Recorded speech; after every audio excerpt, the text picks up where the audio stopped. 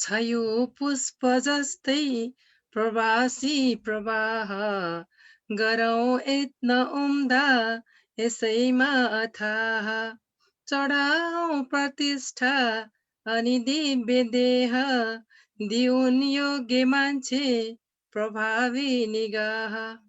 नमस्कार। गैर आवश्यक नेपाली सङ्घ भाषा साहित्य संस्कृति तथा सम्पदा प्रवर्धन समितिको साप्ताहिक अनलाइन कार्यक्रम प्रवासी प्रवाहको 34औं श्रृङ्खलामा आज उपस्थित हुनुभएका सम्पूर्ण अतिथिज्यूहरू र इन्टरनेटको माध्यमबाट विश्वबाट हामीलाई हेरेर बस्नुहुने सम्पूर्ण साहित्य प्रेमी महानुभावहरूलाई हार्दिक स्वागत गर्न चाहन्छौँ। गैर आवश्यक नेपाली सङ्घ भाषा साहित्य संस्कृति तथा सम्पदा प्रवर्धन समितिको यो साप्ताहिक कार्यक्रमको 34औं श्रृङ्खलामा आज हामी उपस्थित भइसकेका छौँ। आजसम्म हामीलाई 34औं श्रृङ्खलासम्म आइपुग्दाखेरि हामीलाई विश्वका विभिन्न ठाउँबाट हेरेर लाइक कमेन्ट र सेयर गरेर हाम्रो कार्यक्रमलाई यो श्रृङ्खलासम्म यहाँले दिनुभएको हौसला प्रेरणाका लागि हामी आभार व्यक्त गर्दछौँ। सधैँ जस्तै हामीले नेपालबाट एकजना प्रसिद्ध साहित्यकार र प्रवासका साहित्यकारहरूलाई यस कार्यक्रममा जोड्ने क्रममा आज पनि हाम्रो त्यसै अनुरूपको कार्यक्रम छ। हामीसँग म सबभन्दा पहिला आज उपस्थित हुनुभएका हाम्रा अतिथिज्यूहरूको छोटो परिचयबाट कार्यक्रम सुरु गर्दैछु। सबभन्दा सर्वप्रथम चाहिँ 5 दशकदेखि नेपाली भाषा र साहित्यमा अनवरत रूपमा लागिरहनु भएका साहित्यका विभिन्न विधामा कलम चलाए पनि विशेष गरी गीतमा चाहिँ आफ्नो ख्याति प्राप्त गर्नुभएका पर लैजाऊ फुलहरू, पोहोर साला खुसी फाड्दादेखि क्या दामी भो लगायतका दर्जनौं गीतकार वरिष्ठ गीतकार आज हामीसँग हुनुहुन्छ। आदरणीय वरिष्ठ गीतकार आदरणीय राजेन्द्र थापा ज्यूलाई यो कार्यक्रममा हार्दिक स्वागत गर्दछु। म्युट अन गर्न पर्यो दाजु भन्न आइहाल्छु। पहिलो हुन्छ यस्तो काम गर्न गाह्रो हुन्छ। नमस्कार सबैलाई। दाइ स्वागत छ। हामीलाई आज हाम्रो यो प्रवासी प्रवाहको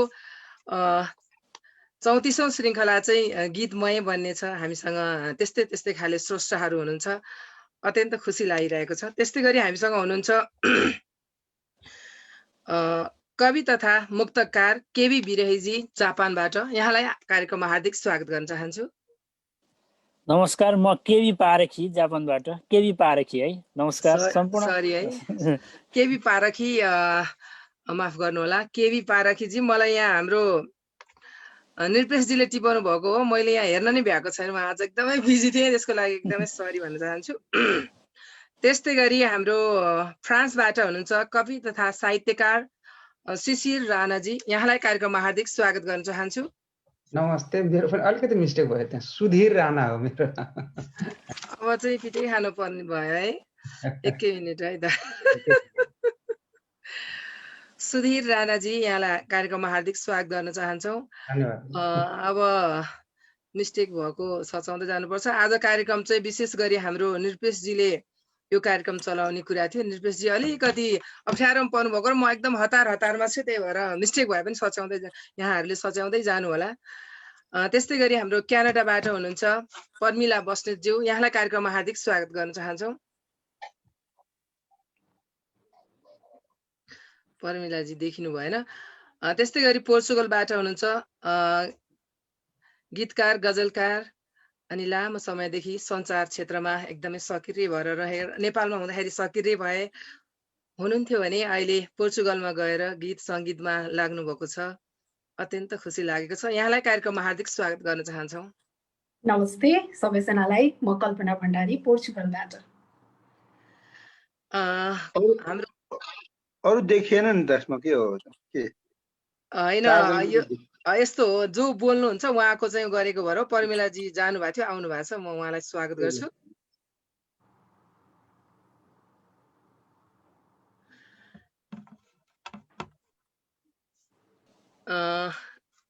क्यानाडाबाट प्रमिलाजी सुन्नु भएको छ मलाई? केही प्रब्लम आए जस्तो छ। निरपेशजी हाम्रो गैर आवासीय नेपाली सङ्घ भाषा साहित्य संस्कृति तथा सम्पदा प्रवर्धन समितिको हाम्रो चाहिँ सदस्य हुनुहुन्छ। त्यस्तै गरी यो अनलाइन कार्यक्रमको पनि सदस्य हुनुहुन्छ। उहाँलाई कार्यक्रममा स्वागत गर्न चाहन्छु। निरपेशजी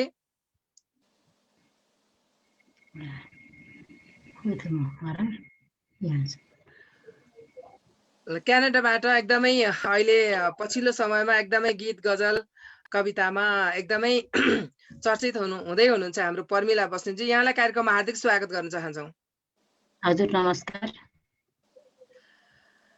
ल म कार्यक्रमको यहाँहरूको छोटो परिचय मैले गराएँ। यहाँहरूको मैले गराएको भन्दा धेरै सोनाम धन्य हुनुहुन्छ सबैजना, अनि आफ्नो क्षेत्रमा त्यतिकै अम्बल पनि हुनुहुन्छ। सर्वप्रथम आजको हाम्रो अतिथि साहित्यकार आदरणीय राजेन्द्र थापाज्यूको एउटा कविता सुन्छौँ कार्यक्रमको सुरुमा।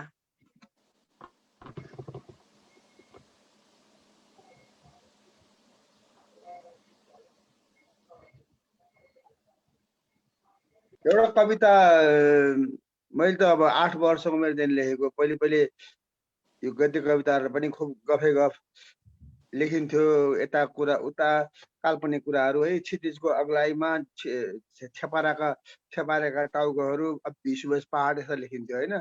पछि त्यो कविताहरू लेख्न छोडेपछि मैले अर्कै किसिमको कविता लेखेँ। एउटा कविता सुन्नुहोस्। आयात, यो कविताको शीर्षक हो आयात। सुन नि आयात गर्छौं, सुन नि आयात गर्छौं, लसुन नि आयात गर्छौं, सुन नि आयात गर्छौं, लसुन नि आयात गर्छौं, नुन नि आयात गर्छौं, कानुन नि आयात गर्छौं। सुन नि आयात गर्छौं, लसुन नि आयात गर्छौं, नुन नि आयात गर्छौं, कानुन नि आयात गर्छौं। लोकतन्त्र पछि भने आयात मात्र होइन, लोकतन्त्र पछि भने आयात मात्र होइन, निर्यात नि गर्न थालेका छौं। लोकतन्त्र पछि भने आयात मात्र होइन, निर्यात नि गर्न थालेका छौं। आदेश आयात गर्छौं, देश निर्यात गर्छौं। हार्दिक धन्यवाद। आदेश आयात गर्छौं, देश निर्यात गर्छौं।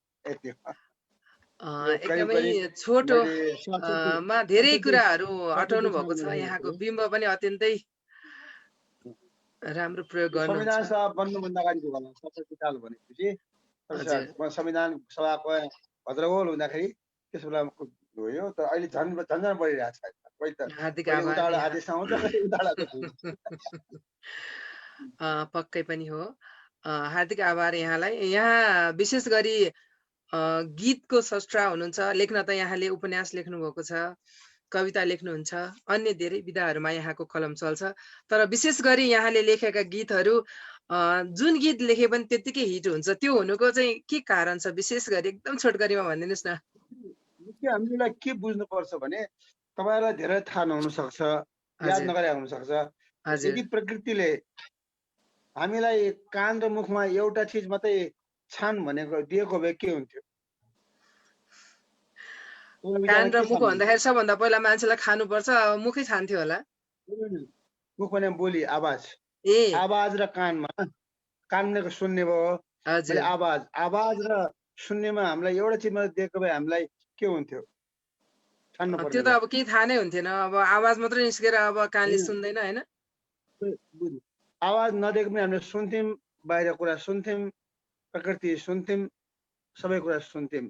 संगीत भनेको त्यही, संगीत त सुन्थ्यौं कानले। तर यदि मुख नदिएको भए पनि हामी बाहिरको संगीत सुन्थ्यौं भनेपछि मेन कुरा कान हो भने गीतको शक्ति भनेको श्रोता हो। यदि श्रोता छैन भने मेरो गीतले कसले गाएको फलानाको गीत केही पनि हुनेवाला छैन। भन्नाले जब मैले त्यो कानको अस्तित्व अर्थात् हाम्रो समाजको कान भनेको श्रोता हो। श्रोताको कानको विचार गरेर गीत लेख्न साथै के हुन्छ? गीतले छोइहाल्छ। किनभने श्रोता परिवर्तनशील छ, समाज परिवर्तनशील छ। तर हामी सबै चिज परिवर्तन गर्दा गर्दै पनि तीनटा चिज चाहिँ एकदम छिटो द्रुत गतिमा हामी परिवर्तन गर्छौं। मान्छेले, जोसुकै मान्छेले पनि, जंगलकै मान्छे ल्याए पनि, दरबारको मान्छेलाई गाउँमा लगे पनि, जंगलकोलाई दरबार लगे पनि तीनटा चिज हामी छिटो चेन्ज गर्छौं, खाना, नाना र गाना। जो यो तीनटा चिज हुन्छ भने आजको श्रोता त कुले त आजको गाना मन पराउँछ भने आजको श्रोतालाई आजै गाना लेख्थ्यो भने त चलिहाल्छ, चल्दैन र? अब हामी आजको श्रोतालाई हिजो गाना दियो भने त कहाँ चल्छ? यो फिलोसफी हो, तर वास्तविक यति बुझ्यौँ भने गीत आजको बसाइमा हामी गीतका बारेमा धेरै कुराहरू यहाँबाट सिक्छौँ। यहाँ हामीसँग त्यस्तै गीत गजल लेख्ने स्रष्टाहरू पनि हुनुहुन्छ। अब म नेपालबाट जापानतिर लागेँ। जापानबाट हुनुहुन्छ केबी पारखीजी। यहाँ चाहिँ जापानमा बस्नुहुन्छ, नेपाली भाषा र साहित्यको लागि चाहिँ कार्य गरिरहनु भएको छ। यहाँको रचना सुन्छौँ अब हामी पहिलो राउन्डमा। नमस्कार। प्रवासी प्रवाह सुनेर बस्नुभएका सम्पूर्ण दर्शक तथा श्रोताहरूमा म केबी पारखी हार्दिक स्वागत तथा न्यानो अभिवादन गरेँ। सुरुको चरणमा म यहाँहरू समक्ष 3वटा मुक्तकहरू सुरु गर्छु। यो मुक्तक दिवस पनि मनाइरहेको बेला मुक्तकबाटै पहिला कार्यक्रम सुरु गरौँ भन्ने पनि मेरो चाहना भयो। मुक्तक यसै सुरु गर्छु। यो पहिलो मुक्तक चाहिँ समसामयिक राजनीतिक परिवेशमा लेखिएको मुक्तक छ। यसै सुरु हुन्छ। ऊ आयो के लछार पाटो लायो, भित्तामा फोटो टाँसेर गयो, आफ्नै दुनो सोझायो, खायो टन्न अगायो, ढुकुटी मासेर गयो। ऊ आयो के लछार पाटो लायो, भित्तामा फोटो टाँसेर गयो, आफ्नै दुनो सोझायो, खायो टन्न अगायो, ढुकुटी मासेर गयो। काने चिरिएका जोगीहरू, लोभी पापी सत्ताका भोगीहरू, काने चिरिएका जोगीहरू, लोभी पापी सत्ताका भोगीहरू, आफ्नै गुणगान गायो, आसे पासो रिजायो, फिस्सा हाँसेर गयो, आफ्नै गुणगान गायो, आसे पासे रिजायो, फिस्सा हाँसेर गयो। दोस्रो मुक्तक। आफ्नै बनाउँछु भनी ओर तान्यौ तिमीले, प्रेमको सहरमा आफूलाई जान्ने सुन्ने ठान्यौ तिमीले। आफ्नै बनाउँछु भनी ओर तान्यौ तिमीले, प्रेमको सहरमा आफूलाई जान्ने सुन्ने ठान्यौ तिमीले। छटपटिँदै खटपटिँदै बाँचि नै रहेको थिएँ, छटपटिँदै खटपटिँदै बाँचि नै रहेको थिएँ। मुटु नै झिकेर फालिदिने कस्तो तरिका जान्यौ तिमीले, मुटु नै झिकेर फालिदिने कस्तो तरिका जान्यौ तिमीले। अब एउटा तेस्रो मुक्तक छ। हजारौं युवा विदेशको लाइनमा रोक्न सक्छौ सरकार, गरी खाऊ भनी काम तोक्न सक्छौ सरकार। हजारौं युवा विदेशको लाइनमा रोक्न सक्छौ सरकार, गरी खाऊ भनी काम तोक्न सक्छौ सरकार। भ्रष्टाचारी अपराधी बलात्कारी बढ्दै गए दिनदिनै, भ्रष्टाचारी अपराधी बलात्कारी बढ्दै गए दिनदिनै। कडा नियम बनाई छातीमा गोली ठोक्न सक्छौ सरकार, कडा नियम बनाई छातीमा गोली ठोक्न सक्छौ सरकार। नमस्कार, धन्यवाद। साह्रै समसामयिक मुक्तकहरू वाचन गर्नुभयो। यहाँको भावहरू साह्रै मार्मिक पनि थिए र एउटा व्यङ्ग्यात्मक पनि थियो। धन्यवाद यहाँलाई। अब जापानबाट क्यानाडातर्फ लाग्नु पर्यो। पर्मिला बस्नेतज्यू के सुनाउनुहुन्छ हामीलाई पहिलो चरणमा?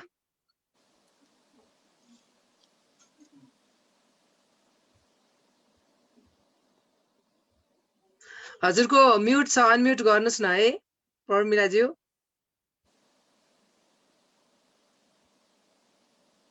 मलाई सुनिरहनु भएको छ?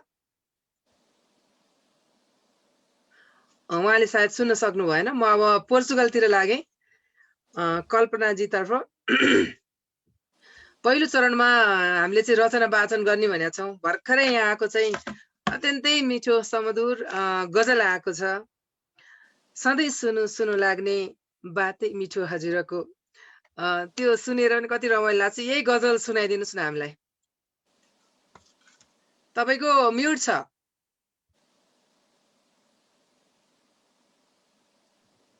हस्, धेरै धेरै धन्यवाद। मैले पहिला पनि भनेको थिएँ, म साहित्यकार होइन, स्रष्टा होइन, म साहित्य अनुरागी मात्रै हुँ। म रचना सुन्न मन पराउँछु। म लेख्न त हल्का प्रयास मात्रै गरेको हो। मेरो पहिलो गजल मात्रै हो, भर्खरै बजारमा आएको। जगदीश समालले गाउनु भएको छ र नारायण सुवेदी आवाजको सङ्गीत रहेको छ। सबैलाई के सुनाउने भन्दा पनि म सुरुमा मेरो आफ्नो खबर सुनाउँछु तपाईँलाई। म धेरै भयो, 2 वर्ष जति भयो म विदेश आएर बसेको। अनि यतै बच्चा भएपछि झन् फर्किन नपाएको, त्यो अलिकति पीडा पनि छ र अलिकति मेरो खबर पनि सुनाउँछु अनि त्यसपछि मेरो रचनापट्टि जान्छु। पक्कै पनि ल अगाडि बढ्नुस्। थाहै छ नि हजुरहरूलाई म त परदेशमा छु, थाहै छ नि हजुरहरूलाई म त परदेशमा छु, सन्तान हुर्काउँदै गरेको अवस्था विशेषमा छु, सन्तान हुर्काउँदै गरेको अवस्था विशेषमा छु। कथा कविता गीत गजल सबै लयमा छ आज भोलि, कथा कविता गीत गजल सबै लयमै छ आज भोलि। म आफ्नै सानो छुट्टै संसार परिवेशमा छु, थाहै छ नि हजुरहरूलाई म त परदेशमा छु। कोरोनाको कहर झन्झन बढ्दैछ हजुर, कोरोनाको कहर झन्झन बढ्दैछ हजुर, रोकिएको छ मातृभूमिको यात्रा अनि अलिकति आवेशमा छु, थाहै छ नि हजुरहरूलाई म त परदेशमा छु। कोरोनाले गर्दाखेरि अलिकति पीडा पनि छ, अलिकति अप्ठ्यारो पनि छ, फर्किन नपाउँदाखेरिको पीडा पनि छ। त्यही कुराहरू खबर मात्रै भने मैले। र मेरो गजलको कुरा गर्दाखेरि पहिलो गजल हो। ठिक छ, अहिले सुन्छौँ। अब यति नै पहिलो रचना तपाईँका गजल भन्दा नै अझै मार्मिक भावका आयो। तपाईँले आफ्ना खबरहरू चाहिँ एउटा सृजनशील माध्यमबाट चाहिँ प्रस्तुत गर्नुभयो, साह्रै मिठो छ। यहाँसँग गर्नुपर्ने धेरै कुराहरू पनि छन्, म फेरि आउँछु अर्को चरणमा। अब यतातिर लाग्नु पर्यो, फ्रान्सतिर। धन्यवाद कार्यक्रम सञ्चालिकाज्यू। गैर-आवासीय नेपाली सङ्घको भाषा साहित्य संस्कृति तथा सम्पदा प्रवर्धन समितिको लोकप्रिय कार्यक्रममा मलाई पनि चाहिँ जोड्नुभयो र केही भन्ने मौका दिनुभयो। अनि यहाँहरू प्रति धेरै हार्दिक आभार व्यक्त गर्न चाहन्छु। र मैले सबैभन्दा सौभाग्य के ठान्छु भने मेरो सानो बच्चादेखि सुन्दै आएको राजन दाईको गानाहरू, कालजयी गानाहरू, त्यो उका के अरे पोहोर साल खुसी बित्दादेखि आज यो क्या दामी भोसम्म आइपुग्दाको पनि दाइलाई त्यत्तिकै यो भर्सटालिटी दाइलाई आज प्रत्यक्ष देख्न सुन्न पाउँदा अत्यन्तै चाहिँ हर्षित छु। र यसै गरी हाम्रो कल्पनाजी, केपीजी, हाम्रो परिमला बस्नेतज्यू, स्वयं हाम्रो कार्यक्रम सञ्चालिकाज्यू र निपेश उप्रेतीज्यू, तपाईँहरू सबैलाई म सुन्छु, हेर्छु, प्राय हेरिरहेको हुन्छु। तपाईँहरूसित जोडिन पाउँदा मलाई एकदमै सौभाग्यशाली सम्झेको छु। र यसलाई गर्दै म चाहिँ मेरो कविता फेरि यो समयको उल्लेख गर्दा कविता वाचन गर्न चाहन्छु। मेरो पहिलो कविता कोरोनाको कहरमा आन्दोलित मनहरू छ, म वाचन गर्छु है। ल अगाडि बढ्नुहोस्। आज धेरै पछि कौशीमा बसेर सिन्दुर पोखिए झैँ लाली चढेका बादलहरू निहाल्दै जाँदा, आज धेरै पछि कौशीमा बसेर सिन्दुर पोखिए झैँ लाली चढेका बादलहरू निहाल्दै जाँदा स्मृतिमा हराएछु म, बिर्सिएका कैयौँ अतीतहरू सम्झी विपनामै चिच्चाएछु म, हो दुःस्वप्नबाट बिउजेसरी अचानक बिउजिएछु म। सपनाहरू पछ्याउँदै जाँदा यात्रामा हराएको यात्री जस्तै, सपनाहरू पछ्याउँदै जाँदा यात्रामा हराएको यात्री जस्तै दिग्भ्रमित पार्ने सोचहरूको चौबाटोमा उल्झिएको म, आफ्नै जीवनको परिभित्र आफैलाई भुलिसकेको मान्छे, आज धेरै पछि अचानक बिउजिएछु म। मेरा जिजीबिसा मनहरू आज उल्झनमा छन्, पात्रोका पानाहरूमा खोजिरहेछन्, साँच्चै उनीहरू आफ्ना लागि रमाए कहिले, हाँसे कहिले, स्वच्छन्द बाँचे कहिले, जीवनको जीवन्त पलहरू खोज्दै हरेक निवेशहरूको हिसाब माग्दै आन्दोलित छन् आज मेरा मनहरू। के मैले जस्तै तपाईँले पनि देखिरहनु भएको छ, के मैले जस्तै तपाईँले पनि देखिरहनु भएको छ प्रत्येक मनहरूले परिभाषा खोजिरहेको, जीवन र मृत्युको, सुख र दुःखको, खुसी र पीडाको, आँसु र हाँसोको, अनि सम्बन्धभित्र आत्मीयताको, यस्तै यस्तै। त्यसैले अन्तर्द्वन्द्वमा छन् सायद आज मनहरू। के मैले जस्तै तपाईँ पनि सुन्दै हुनुहुन्छ, के मैले जस्तै तपाईँ पनि सुन्दै हुनुहुन्छ आन्दोलित मनहरूका भीषण आवाजहरू जो गुन्जयमान हुँदैछन् सारा ब्रह्माण्डमा। आऊ नयाँ आयाम कोरौँ उज्यालो र अँध्यारोको, आऊ नयाँ परिभाषा लेखौँ जीवन र मृत्युको, आऊ जीवनलाई जीवन्त बनाऊ, आऊ मृत्युमा उत्सव मनाऊ, आऊ हामी फेरि जिजीबिसा बनेर उठौँ, आऊ हामी फेरि एकाकार भएर बाँचौँ। धन्यवाद। त्यति नै। क्या बात।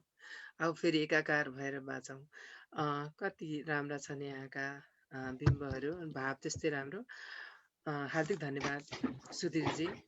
यहाँसँग यहाँका कुरा, त्यहाँका कुरा, फ्रान्सका कुराहरू सुन्न फेरि अर्को चरणमा म आउँछु। अहिले म क्यानाडातर्फ लागेँ। हाम्रो पर्मिला बस्नेतज्यूको एउटा रचना सुन्छौँ। के सुनाउनुहुन्छ हामीलाई अहिले यो पहिलो राउन्डमा? यो चाहिँ मैले यो 20-25 वर्ष अगाडि लेखेको थिएँ होइन, जतिखेर म चाहिँ यो भर्खर टिनेजर भन्दा अलिकति माथि मात्र पुगेको थिएँ। अनि त्यहाँको नेपालको परिस्थिति र महिलाहरूले पाएको दुःखले गर्दाखेरि एउटा त्यतिखेर लेखेको थिएँ, त्यो सम्झना म एउटा भन्छु। अनि सबैलाई मेरो हार्दिक नमस्कार गर्दै सामाजिक बन्धनभित्र इच्छा आकांक्षालाई कुण्ठित पार्दै रोइरहेछे नारी। आधा रातमा लडखडाएका पाइताला मुनि अनि पिएर गालीका गोलीहरू तैपनि पस्कन्छे ममताको सागर। आशासित मिठा दिनहरूको पर्खाइमा सुखद जिन्दगीको पर्खाइमा खिसार्दै पाइताला पर सार्छे मन्दिर र गुम्बाहरूमा माग्दै पतिदेवको सम्मानको भिख। एउटा सुखद जिन्दगीको प्यासी बनेर, एउटा सुखद जिन्दगीको प्यासी बनेर। त्यति अगाडि लेखेको पनि अहिले पनि सान्दर्भिक छ यहाँका कविता। हार्दिक धन्यवाद यहाँलाई। अब हामीले पहिलो चरणको सबैजनाको सिर्जनाहरू सुनिसकेका छौँ। अब फेरि म हाम्रो आदरणीय वरिष्ठ गीतकार राजेन्द्र सरतर्फ लागे। यहाँले अघि 8 वर्षको उमेरदेखि मैले कविता लेखेको भनेर भन्नुभएको थियो। गीत चाहिँ यहाँले कति वर्षको उमेरदेखि लेख्न थाल्नुभयो? मेरो कवितामा गीतीपन रहेछ पहिलेदेखि। अहिले मैले गद्य लेख्यो भने पनि त्यसमा फ्लो चाहिँ नि मेरो गद्यमा पनि तपाईँले अखबारमा म पोलिटिकल लेख्छु, डिप्लोमेटिक लेख्छु, सेक्युरिटी, तर त्यसमा जम्मैमा फ्लो चाहिँ गीती आउँदो रहेछ क्या। मेरो फ्लो क्यारेक्टरले नै त्यो मेरो उपन्यास पढ्नु भने तपाईँले सलल बगेर जान्छ, त्यो प्रकृतिले नै त्यो दिएको रहेछ कि। तर मेरो गीत रेकर्ड भएको चाहिँ नि 17 वर्षको उमेरमा हो। त्यो बेलामा 17 वर्षमा त चान्सै थिएन छिर्ने भने तुलना रेडियोमा। तर भाग्यले म चाहिँ धेरै नै अगाडि नै मेरो गीतहरू फेमस पनि भयो। पोहोर साल त धेरै पछि, पोहोर साल त मेरो 31 सालतिरको, म त 26 सालमै मेरो गीतहरू हिट हुन थाल्यो। 26 सालदेखि नै अब कलेज पढ्दा 26 सालदेखि हिट भएको गीत आजसम्म पनि त्यतिकै हिट गीत लेखिरहनु भएको छ। त्यसको राज चाहिँ के हो? मैले भनिहालेँ नि, अहिलेको जस्तै कि मैले भने अहिलेको पुस्ता जस्तै मलाई बारम्बार प्रश्न एउटा बहिनीले मलाई अन्तर्वार्तामा दाइ किन हिजोको गीत आजको गीत हिजोको छैन भन्नुभयो क्या। मैले भने सायद भगवतलाई हो कि कसलाई अर्कोलाई पनि तिमी आमा जस्तो छौ भने छैन, तिम्रो छोरी तिमी जस्तो होला त हुँदैन। अनि कसरी हिजो गीत आज जस्तो हुन्छ, आज गीत भोलि जस्तो हुँदैन नि भने जस्तै त्यो गीत बेग्लै विधा हो। गीत यस्तो कविता हो, विधा हो जहाँ हामीले बोलचालको भाषामा कुराकानी गरेका छौँ। कोसँग? अडियन्ससँग, आम जनता, भाँडा माझिरहेको जनतासँग। अनि त्यसलाई क्षितिजको अग्लाइमा या सागर सरी माया, या तिम्रो माया, तिमीलाई म फुल ओछ्याइदिन्छु, तिमीलाई फुल ओछ्याइदिन्छु, तिम्रो बोली चाहिँ कोइली जस्तो भन्यो भने पुरै खान्छ है। तर मैले त्यो भनिनँ, मैले तिमी फुल जस्तो भनिनँ, मैले कोइली जस्तो पनि भनिनँ, कोइलीको। अनि मैले तिमी ओहो चन्द्रमा जस्तो टालटल भनिनँ। मैले सिधै के भने त्यो बेला 22-23 वर्षको कति वर्षको थिएँ होला। त्यसो मैले भने परलाई चाहिँ फुलहरू भने, मैले छोपिदेऊ तारा जुन भने, बन्द गरेर गीतहरू भने, तिमी फुल जस्तै भनेको हो। फुल देखेर मलाई के बन्द गरेर गीतहरू, परलाई चाहिँ फुलहरू, छोपिदेऊ तारा जुन, बन्द गरेर गीतहरू। यहाँ कुराकानी छ, अरूको 2 लाइन हुन्छ यसमा। पहिले हेर्नुहोस् त्यो बेलामा पनि बन्द गरेर गीतहरू भनेर अब घोचे, पहिले तारिफ गरेँ, तिम्रो याद आउने सबै चिज। यहाँ च्वास्स पनि आयो, गीतको अन्तिममा यहाँ पनि आयो। तर पहिले बोलीबाट आयो, लिप्स भन्छ हामीले। पहिले लिप्सबाट सर्भिस दिने मैले परलाई चाहिँ फुलहरू कुराकानी गरिरहे। जब तपाईँले गीत या उपन्यास या कथा या उसमा कुराकानी गर्न थाल्नु भने त्यो अडियन्सलाई छुन्छ। उसको भाषामा, सबभन्दा तलको मान्छेको भाषामा लेख्नु भने ठुल माथिकोलाई पनि हुन्छ क्या। तपाईँले माथिको मान्छेको लागि लेख्नु भने तलले बुझ्दैन। तपाईँले कुनै पनि चिज तलको लागि सोचेर लेखिदिनु भयो भने, साहित्य त आम मान्छेको लागि हो भने सोच्नु भने तपाईँको साहित्य एउटा माथिल्लो मान्छे पनि आउँछ। जस्तै अहिले हाम्रो मुक्तक पनि सुने भएको, अनि बहिनी गजल पनि सुने। अब तपाईँहरूले अहिले नै म त्यो सिद्धि पाउँछु भन्न सोध्नुहोस् क्या। कुनै विधामा पनि सिद्धि पाउनलाई धेरै गर्दा अभ्यास, आखिरमा साहित्य पनि अभ्यासै हो। मान्छेले प्रचार भाग्यले अब यो नेपालमा त जातिगत रूपमा, भेगको रूपमा या पत्रिकाले मान्छेलाई ठुलो बनाए पनि अडियन्सलाई छुने, मान्छेलाई छुने साहित्य बनाउनलाई तपाईँ अभ्यास चाहिँ गर्नुपर्छ जस्तो लाग्छ मलाई धेरै नै। अब जस्तै एउटा अहिले मुक्तकै कुरा भयो, अहिले एउटा सानो मुक्तकमै मैले पहिले म मुक्तकमा लेख्ने थिइनँ। म गजल पनि धेरै पछि नै लेख्न थालेको। मैले पहिले त मेरो खास कथाकार हो, म गीतकार हो, कथाकार हो, कविता कथा र उपन्यास मैले करिब करिब पोहोर साल लेख्ने बेलामा मैले उपन्यास पनि लेखिसकेको हो, तर 38 वर्षमा लेखिनँ। फेरि 38 वर्षपछि एकैचोटि के मन लाएर 27 दिनमा खेलौना लेखेँ। त्यो के मन लाएर अचानक 38 वर्षपछि है। अब त्यो पाटो चाहिँ नि मलाई किन म लेख्न सक्छु भने म बाल्यकालमा मेरो बुवाको पोस्टिङ वीरगञ्ज भएको हुनाले म 8 वर्ष उमेरमा हिन्दी साहित्यसँग एक्सपोजिसन भयो। जब तपाईँले धेरै पढ्न पाउनुहुन्छ नि, काठमाडौँको मान्छे काठमाडौँमा के त्यो बेलामा साहित्य कहाँ पढ्न पाउने, त्यही 10-20 जना कविहरू थियो होला नि, त्यो पनि कहाँ अखबार कहाँ कुन पत्रिकामा 8-9 वर्षले के पढ्न पाउने। तर मैले त्यहाँ पढ्न पाएँ, धेरै पढेँ। 9 वर्षमा मैले प्रेमचन्द पढिसकेको थिएँ। त्यसको इम्प्याक्ट के हुन्छ भने जब तपाईँ अरूको पढ्नुहुन्छ, अहिले तपाईँ जसले मुक्तक लेखिरहनु भएको छ नि, अर्काको मुक्तक सुन्नुहोस्, त्यो राम्रो पनि हुनसक्छ नराम्रो छ। राम्रो पाटो के छ त, तपाईँलाई छोयो भने केले छोयो त, त्यो गर्नु। जस्तै मैले एउटा मुक्त मेरो ज्यादै चलेको छ, त्यही नै मेरो पहिलो मुक्तको। फेरि पहिलो त होइन, अलिक पछि जस्तो लाग्छ यो, होइन अलिक पछिको। तर यो मैले पहिले लेखेको ऊभन्दा अगाडि यो संविधान सभा भन्दाखेरि पछि त्यसलाई थर्ड लाइन चेन्ज गरेर संविधान बनिसकेपछि लेखेँ। अब यो धेरै चलेको मुक्तको, धेरैले यसलाई पेरोडी बनाएको छन्। यो धेरै अलि मुक्तकमा सकेसम्म छोटो लाइन गर भन्छ हामी, तर मैले त्यो बेला लामो लामो 18, 20, 25 अक्षरको गर्थेँ। अब जसले मुक्तक लेख्नुमा सकेसम्म तपाईँ छोटो गर्नुहोस्। छोटो मुक्तक कस्तो हुन्छ भने मनलाई हेर्नुहोस् है, तर त्यो मुक्तकले एउटै कुरा भन्नुहोस्। धेरैले के गर्छ, पहाडीको काफिया मिलाउँछ होइन, काफिया मात्रै मिलाएर हुँदैन। तपाईँको पहिलो मुक्तक लाइन र 2 लाइनले तपाईँले 1 लाइनले भन्नुहुन्छ, त्यसले तपाईँलाई बढाउनुहुन्छ उत्सुकता। तेस्रो र चौथो मिलाएर एउटा बनाउनुहुन्छ। वास्तवमा पोहोर साल खुसी फाट्दा पनि त्यही मुक्तकै टेक्निक हो।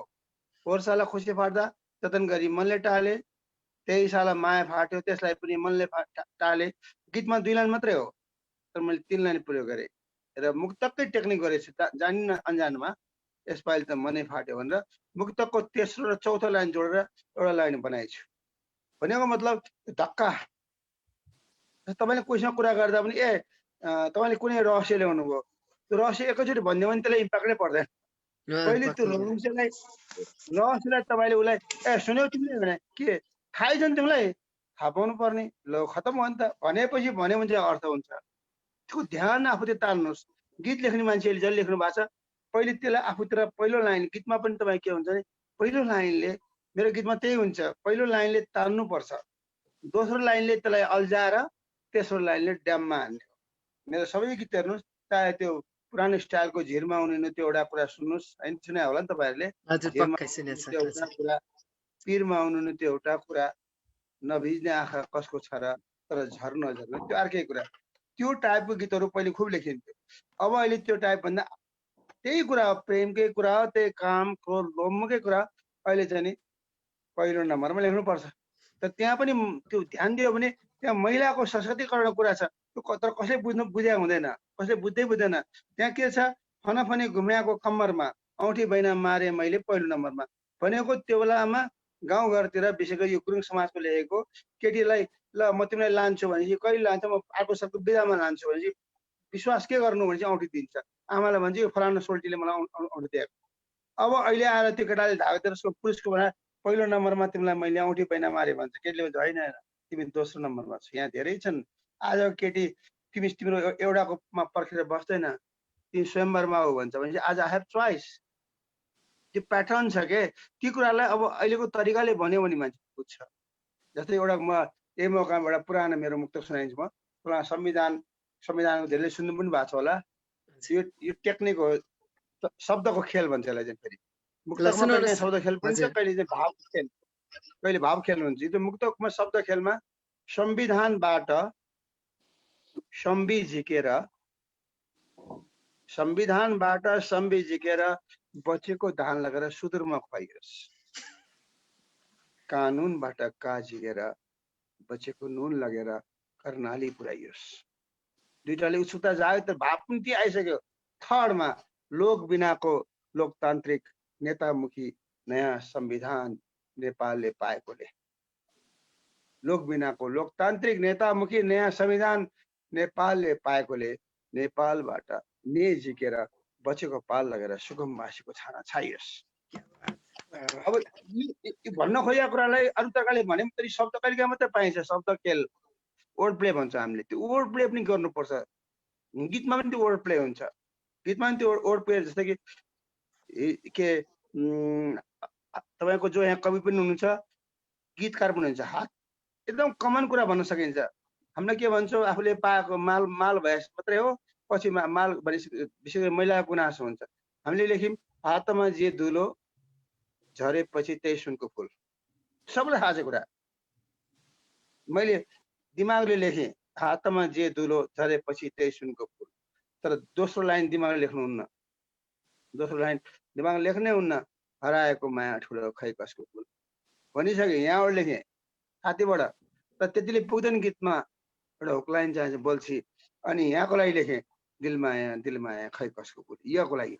यो तिनवटा पार्ट हो, तपाईँले खेल्नुभयो भने सबै चिजमा दिमागको कुरा आउँदैन, आजकल गीतमा दिमागको कुरा आउनु पर्दैन।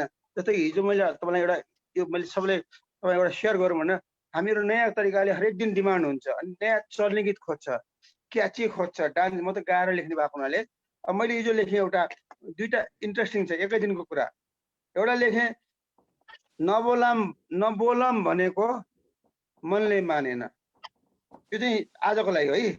नबोलम भनेको मनले मानेन, स्वाङ पारी बोल्न मैले जानेन। नबोलम भनेको मनले मानेन, स्वाङ पारी बोल्न मैले जानेन। अब एउटा हुक चाहिन्छ ठ्यामा म्युजिकमा, अनि तिमी रिसायो रिसायो रिसायो तिमी रिसायो। अब प्याटर्न्स हेर्नुहोस्, यो अब आजको लागि चल्ने गीत हो, तर हामी पुरानो स्टाइलको पुरानो थिममा कमै लेख्छौँ। तर हिजो बाइचान्स के भयो त्यो भने अचानक यो पनि आयो पुरानो स्टाइलको, तर आजको लागि पनि हुने छाम लेखेँ, लेख्दाखेरि तुरन्तै आयो, दिप श्रेष्ठलाई तुरन्तै दिएँ मैले। अब यो चाहिँ तपाईँहरूको कविता छ, तर आजको स्टाइलमा छ। हेर्नुहोस् है, तपाईँले आजसम्म कहिले पनि सुन्नु भएको छैन यस्तो, यो थिममा मैले लेखेकै छैन, अरूले पनि लेखाएको छैन। हामी घाउको गीत धेरै लेख्छौँ, घाउको गीत धेरै लेख्छौँ नि त। सत्यलाई है, ताजा घाउमा, यो चाहिँ पुरानो जमानाको तर मोडर्न स्टाइल, थिम पुरानो हो। ताजा घाउमा अल्झिरहेँ म, ताजा घाउमा अल्झिरहेँ म, बासी घाउमा बल्झिरह्यो माया। अब यहाँ रहेँ म भनेपछि रहेँ म छैन, द नट नेसेसरी। अब आजको टेक्निक हो, हिजोको टेक्निक भए सहेमा भन्नु पर्थ्यो, अब अहिलेको टेक्निक पर्दैन। ताजा घाउमा अल्झिरह्यो रहेँ म, बासी घाउमा बल्झिरह्यो माया, दुखाइरहनु तिम्रो अधिकार। यसलाई हुकलाइन भन्छ हामी, दुखाइरहनु तिम्रो अधिकार, दुख्नु नदुख्नु मेरो अधिकार, रुवाइरहनु तिम्रो अधिकार, रुनु नरुनु मेरो अधिकार। अब यो प्याटर्नहरू यसरी हामीले, यो चाहिँ मैले दिप श्रेष्ठको प्याटर्न लिएर दिप श्रेष्ठ तुरन्तै पठाइदिएको। अब फरक हुन्छ क्या, अब यसरी यो यसबारेमा अरू पनि हामी छलफल गर्दै गरौँला होइन। एकदमै धेरै धन्यवाद। होइन, हामीले चाहिँ गीतका लागि धेरै कुराहरू आज धेरै कुराहरू सिकिरहेछौँ, सिक्नेछौँ अझै पनि। दोस्रो चरणमा अति नै राम्रा राम्रा गीतका बारेमा कसरी लेखिन्छ, कसरी सुरु गर्ने, कसरी अन्त्य गर्ने, कसरी उत्कर्षमा पुर्याउने भन्ने कुराहरू साह्रै आफ्नै लेखेका कुराहरू सहित उहाँले बताइदिनु भएको छ। हजुर, आज उपस्थित हुनुभएका हाम्रा अतिथिज्यूहरू र हामीलाई हेरेर बस्नुहुने सबैले धेरै कुरा आज सिकिरहनु भएको छ भन्ने हामीलाई लागिरहेछ। अब म फेरि नेपालबाट जापानतिर लाग्छु, केबी पारखीजी तर्फ। केबीजी, यहाँ चाहिँ जापान जानुभएको कति भयो, त्यहाँको साहित्यिक माहौल कस्तो पाउनु भएको छ? म जापान आएको 4-5 वर्ष भयो हुन चाहिँ। यसभन्दा अगाडि पनि म नेपाल रहँदा पनि म साहित्य र पत्रकारिताको विद्यार्थी पनि र साहित्य र पत्रकारितामा हिँडिराखेको थिएँ, आफ्नो पेसा कर्म त्यही नै बनाएको थिएँ। त्यो गर्दा गर्दै म जापान आएँ। जापान आएपछि अब प्रवासमा मुख्य कुरा त अब काम रहेछ, काम पछि बचे खुचेको समय भनेको यही साहित्य लेखन अध्ययन यसैमा नै समय बिताउने गरेको छु र यही नै छ मेरो दिनचर्या नै, यसै नै बितिरहेको छ। लेखन, साहित्य लेखन, अध्ययन, यही नै हो मेरो चाहिँ। अनि त्यहाँ तपाईँले लेख्नु मात्रै हुन्छ कि तपाईँ त्यहाँका सङ्घ संस्थाहरूमा आबद्ध हुनुहुन्छ? साहित्यिक सङ्घ संस्थामा केही कविता वाचन त्यस्तो कार्यक्रमहरू पनि हुन्छ कि? जापानमा कस्तो छ साहित्यिक माहौल? होइन, जापानमा साहित्यिक माहौल एकदम राम्रो छ, जापानमा राम्रो देखिएको छ। यहाँ अनिसास जापान च्याप्टर पनि छ, अनिसास जापान च्याप्टरको म कार्य समितिमा पनि छु अहिले। त्यसै गरेर जापानमा दुईटा साहित्यिक संस्था छन्। एउटा विनेसास भन्ने पनि 1 वर्ष मात्रै अगाडि चाहिँ गठन भएको विनेसास पनि छ। उसले पनि आफ्नै तरिकाले साहित्य कार्यक्रम गरिरहेको छ र अनुशासनले आफ्नै तरिकाले साहित्य कार्यक्रम गरिरहेको छ। र म साहित्यिक कार्यमा जाने वा साहित्यका बारेमा कुरा हुने, लेखन छलफल हुने काम चाहिँ भइ नै रहन्छ, भइरहेको छ। पक्कै पनि नेपाली भाषा साहित्यलाई माया गर्नुहुन्छ, प्रवासमा बसेर पनि प्रवासमा बसेर बचेकुचेको समयहरू साहित्यमा लगाइरहनु भएको छ। यो चाहिँ हामी सबै साहित्यकारहरूका लागि, साहित्य प्रेमीहरूका लागि एकदमै सुखद खबर पनि हो। यहाँको अब सिर्जना सुन्छौँ एउटा दोस्रो चरणमा। अघि मैले 3वटा मुक्तक सुनाएँ, एउटा मैले अब यसपालि चाहिँ एउटा कविता सुनाउँछु। अलिकति विद्रोह भावकै कविता छ जस्तो लाग्छ मलाई, किन समसामयिक पनि त्यस्तै भएको हुनाले अलिकति त्यो भाव पनि त्यस्तै आउने। अलि समय अगाडि लेखेको थिएँ यो कविता, र कविता म यसै सुरु गर्छु। कविताको शीर्षक रहेको छ मलाई जोख। मलाई जोख कविता यसै सुरु हुन्छ। आऊ सबैजना मिलेर मलाई जोख, मेरो मुटु जोख, मेरो कलेजो जोख, मेरो किडनी जोख, मेरो रगत जोख, मेरो दिमाग तथा मस्तिष्क जोख, संसार हेर्ने मेरा आँखा जोख, मेरा सबै शरीरका अङ्गहरू जोख, फिजाउ खुला चौरमा एक एक भाग लगाएर जोख, मेरा सबै चिजहरूको मूल्य गर, मूल्य तोक, बाँकी मेरा दुःख पीडा आँसु, हाँसो खुसी सबैको मूल्य गर। मलाई तिम्रो सहरमा बेचिन रहर छ, मलाई तिम्रो सहरमा बेचिन रहर छ, बिक्री भएको रकमले हे महोदय, बिक्री भएको रकमले हे महोदय, समृद्धि र विकासको नारामा खर्च गर, गरिब दुखी भोका नाङ्गाहरूको लाज ढाक्ने भाषणमा खर्च गर, रोग भोग शोकले अकालमा मरेकाहरूको समवेदनामा खर्च गर। आऊ अब म बाँकी नै छु, आऊ अब म बाँकी नै छु, मलाई तिम्रो तराजुमा जोखिन रहछ, मलाई तिम्रो तराजुमा जोखिन रहछ, तिम्रो हातबाट तिम्रो स्वार्थी सहरमा किलोमा बेचिन रहछ।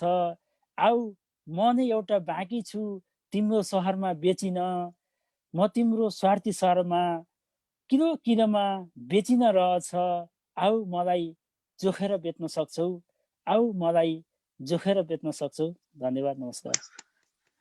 अलि फरक धारको कविता सुनाउनु भयो, साह्रै राम्रो व्यङ्ग्यात्मक कविता, धन्यवाद यहाँलाई।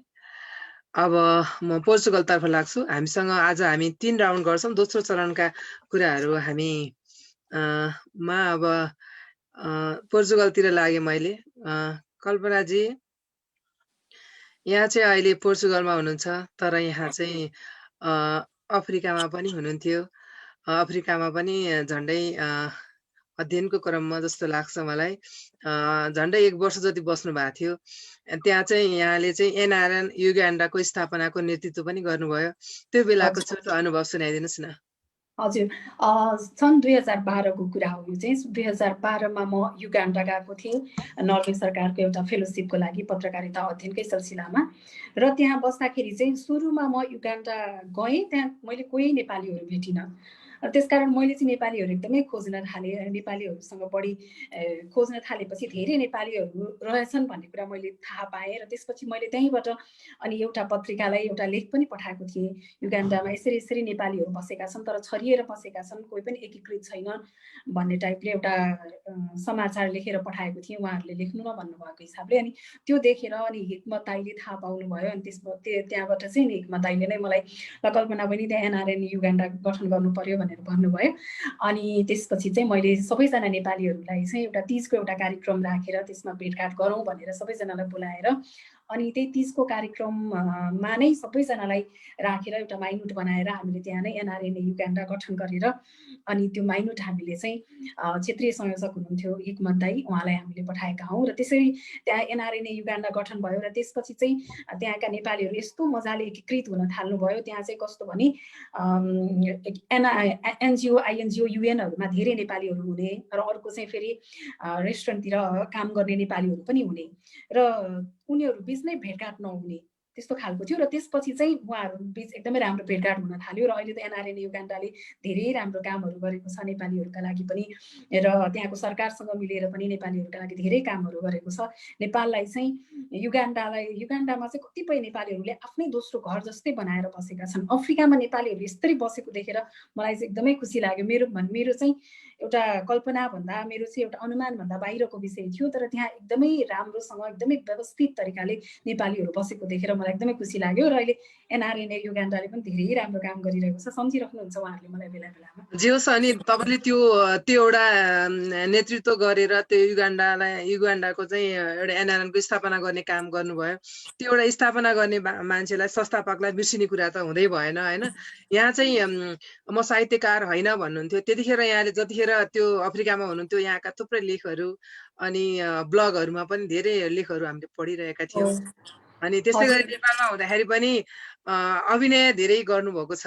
यहाँका कुराहरू भन्यो भने त अब यो कार्यक्रमभरि नै सकिँदैन, तर एकदम छोटकरीमा मात्रै भनिरहेको छु मैले, किनभने जो पनि साहित्यकार त प्रत्येक व्यक्ति जन्मिँदाखेरि नै उसँग साहित्य हुन्छ, तर कसले कति प्रस्तुत गर्ने भन्ने कुरा मात्रै फरक कुरा हो। प्रत्येक व्यक्ति कवि पनि हुन्छ। यहाँसँग त्यो कुराहरू चाहिँ हामीले सानैदेखि पाएको थियौँ, यहाँसँग चाहिँ सानैदेखि परिचित भएर पनि धेरै कुरा थाहा छ। तर अहिले भनौँ न, अहिले यो 2 वर्षको पिरियडमा भर्खरै यहाँले आफ्ना कथा व्यथाहरू पनि सुनाउनु भयो।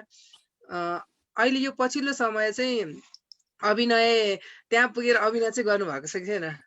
अब यस्तो हुँदो रहेछ महिलाको जिन्दगी भनेको, जस्तो भने 1 वर्ष प्रेग्नेन्सीकै दौरान भयो, बच्चा कसरी जन्माउने, कसरी फुलाउने हो, फुलाउने प्रक्रियामै थिएँ म।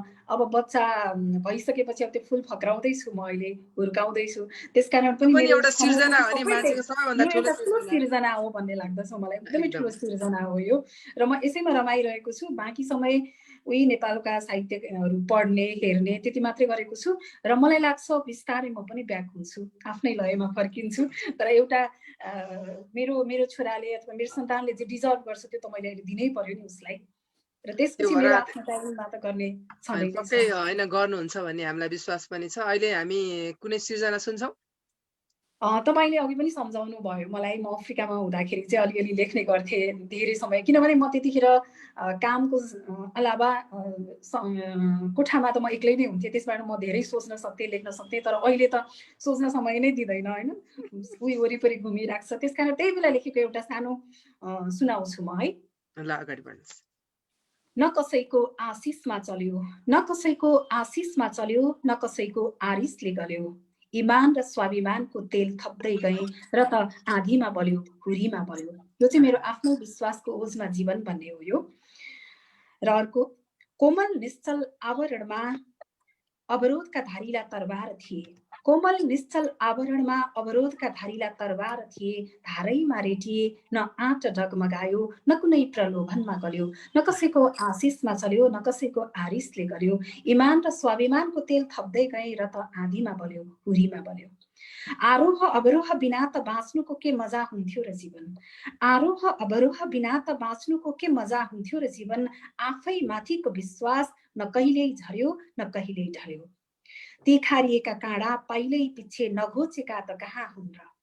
तिखारिएका काँडा पाइलै पछि नघोचेका त कहाँ हुन् र। बसन्त त मेरै थियो, निर्झर शिशिर मानि ढकमक्क फुल्यो। न कसैको आशिषमा चल्यो, न कसैको आरिसले गल्यो। इमान र स्वाभिमानको तेल थप्दै गए र त आँधीमा बल्यो, हुरीमा बल्यो। धन्यवाद। आँधीमा बल्यो, हुरीमा बल्यो। आँधी हुरीमा पनि बल्न सक्नु नै त जीवन हो। साह्रै नै मार्मिक र मलाई चाहिँ यो अलि अन्तर्क्रिया पनि भएको भएर राजेन्द्र थापा सरको गीत चाहिँ हामीले सानैदेखि सुन्दै आएको भएर उहाँलाई एउटा प्रश्न गर्न मन लागिरहेको छ। अघिदेखि पत्रकारिता गरिरहेको बानी भएर हो कि प्रश्न आइहाल्दो रहेछ मनमा। अगाडि बढ्न सक्नुहुन्छ। राजेन्द्र सरलाई म सोध्न चाहन्छु, राजेन्द्र सरका गीतहरू सुन्दै हुर्किएको हामी आजसम्म पनि उस्तै त्यो उहाँहरूको गीतमा चाहिँ बढी रस रङ्ग हुन्छ अनि एकदमै धेरै मधुस टाइपका गीतहरू हुन्छ उहाँहरूको। म चाहिँ उहाँको के सोध्न चाहन्छु भने गीत लेख्नुभयो 8 वर्षको उमेरदेखि अहिलेसम्म उस्तै अनवरत रूपमा लेखिरहनु भएको छ। तपाईँले आफ्नो जीवनमा पाएको परिवर्तन अथवा गीती लेखनमा चाहिँ कस्तो परिवर्तन पाउनुभयो भन्ने लाग्छ र खासमा गीत लेख्दाखेरि चाहिँ तपाईँलाई के विषयले छुन्छ भनेर म सोध्न चाहन्छु। केले चाहिँ तपाईँलाई क्लिक गर्छ अनि म यसमा गीत लेख्छु भनेर लाग्छ? उहाँको कुरा सुन्न पाइयो भने आफूलाई पनि केही प्रेरणा मिल्थ्यो कि भन्ने लाग्छ। मैले अघि नै भनिसकेँ, गीत मात्र यस्तो साहित्य विधा हो जुन समाजको तस्बिरसँगै बदलिन्छ। भन्नाले तपाईँले परिवर्तनको कुरा गर्नुभयो नि, म परिवर्तन हुने होइन कि जब समाजको परिवर्तन हुन्छ तब गीत आफै परिवर्तन हुन्छ। मलाई केही वर्ष अगाडि उसमा के भन्छ हाम्रो यो पोखरामा यो मुक्तको टिकटमा बोलाएको थियो हाम्रो के प्रतीक्षा बहिनीको उसको तिनीहरूको अध्यक्ष भएकोला त्यो बेलामा मेरो जो मुक्तको मैले मुक्तको गर्दै त्यहाँ कसैले मलाई के त्यो गाल रातै भन्ने खुब हिट भएको थियो त्यो बेलामा के। अनि त्यो पोखराको महिलाहरूको मुक्तक त बहुतै कमले लेख्नु। त्यस्तो विधि 101 भर्खरको 18, 20, 22, 25 वर्षका केटी। अनि कार्यक्रम सिधै बाहिर आइसकेपछि मलाई घेरे केटीहरूले भर्खरका त्यो 20, 22, 25 सर यो गाल रातै त एकदमै मन पर्ने गीत हाम्रो भनेपछि एउटालाई मैले सोधेँ एउटा बहिनीलाई। अनि उसले भने मसँग जम्मै हिन्दी गीत छ, मेरो मोबाइलमा एउटा मात्रै गीत गाल रातै छ भन्यो के। अनि अरू छैन भने छ अर्को गीत छ कुन भने तपाईँले सुनेको छैन होला भने मलाई के। अनि कुन गीत भने त परलै जाऊ फुलहरू। अरे बाबु त्यो तिम्रो मम्मी र तिम्रो ड्याडीको प्रेमको बिरामा मैले लेख्दा भन्दै थिएँ भने अब त त्यो केटीको मा हिन्दी गीत छ उसको मोबाइलमा, तर गाल रातै र मेरो परलै जाऊ फुलहरू छ। परलै जाऊ फुलहरू 34 सालको गीत, तपाईँमध्ये कतिजना जन्मेकै थिएन। 34 सालको गीतमा पनि भाव त त्यही थियो, प्रेमको भाव थियो, तर पछिसम्म जाने भाव भयो। अब गाल रातैमा शरीरसँग हामीले प्रेमको भावले व्यक्त गर्यौँ भन्नुको अर्थ गीतको टेक्निक भनेको कविता र गीतको फरकै त्यही हो। गीत र कवितामा जब म कविता लेख्न थाल्छु मेरो लागि बढीमा 50 जनाले पनि सुन्छ सुन्दैन थाहा छैन होइन। तर जब म गजल लेख्न थाल्छु मलाई थाहा छ मेरो 1000, 2000, 4000 होला। मुक्तकमा लाखले सुन्छ, मैले 1 लाख जनामा ठाउँ मुक्तक सुनाएको छु मैले। तर जब गीत लेख्छु नि मलाई थाहा छ मेरो गीत करोडले सुन्नुपर्छ र मन पराइदिनु पर्छ। र गीतमा अहिले बहिनीले भगवतीले पनि प्रश्न उठाएको थियो कि अब कसले अब त्यो जस्तै तपाईँले कसैले गुन्द्रुक माग्यो भने तपाईँले त्यहाँ टिमुर हाल्नुहुन्छ, मसला हाल्न जान्नुपर्छ। तपाईँको विशेष गरी गजल लेख्ने र मुक्तकलाई पनि यही हो कि कवितामा त्यो मसलाको जरुरत नहुन सक्छ, तर यसमा मसला चाहिन्छ कि थोरै ठाउँ भन्नु पर्यो नि त। थोरै ठाउँमा सबै कुरा भन्नुपर्छ। त्यो मसला मलाई गुन्द्रुक बना भन्यो भने गुन्द्रुक मैले के गर्छु टिमुर हाल्छु, ढुक्कमा राखेको हुन्छु। तर कसैले गुन्द्रुक जस्तै आकार भएको चाउचाउ दियो भने म टिमुर हाल्दिनँ नि त।